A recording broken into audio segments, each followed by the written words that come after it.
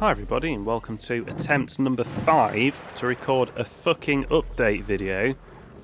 Two important pieces of news, one of which I'm hoping you can tell here. I've got a new computer. So it's an absolute monster. I've got an i5 6600K processor, which is a massive improvement on the old one. I have now got a GTX 1070 graphics card. It's an aftermarket one with a massive cooler on it, and that's a monster as well. Hopefully you can tell that. I've only got 8 gigs of RAM, which I'll probably want to update at some point because it's not that big, is it? And actually, there was no end of problems with the RAM. Well, there's no end of problems with the whole build, to be honest. And most of them centre around the massive aftermarket cooler I've got, although they're all aftermarket coolers now, I think. Yeah, anyway, it wouldn't fit, basically. The slot on the motherboard for the graphics, for the CPU, didn't line up with the hole with the motherboard tray, so I had to get some tin snips and cut the whole back of the tray open so I could actually use it. And what was the next problem? Whichever idiot put the case together has overscrewed the screws at the back in, and so the back of the case is all bent. That's pretty fucking annoying. The RAM come with these massive heat shields on it, and they wouldn't fit with the CPU cooler. They kept clipping, so I had to prise the heat sinks off in order to get the RAM to fit. What other problems did I have?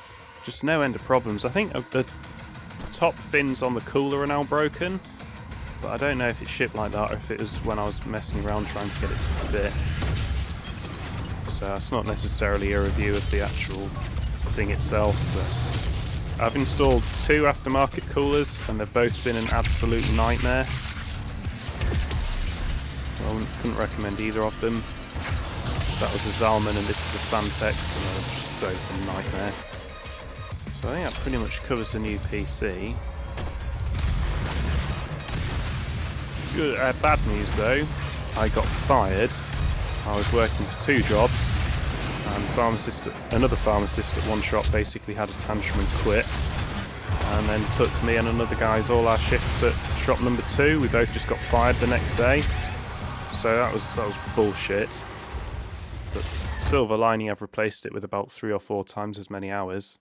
I'm going to try and cut that down, so I'm doing like 50 hours a week or something, which is why there hasn't been much in the way of LPs. I'm not sure what other news I've got, really. I think that covers about everything. So I finished all the LPs I started, and I think next is probably going to be Skies of Arcadia.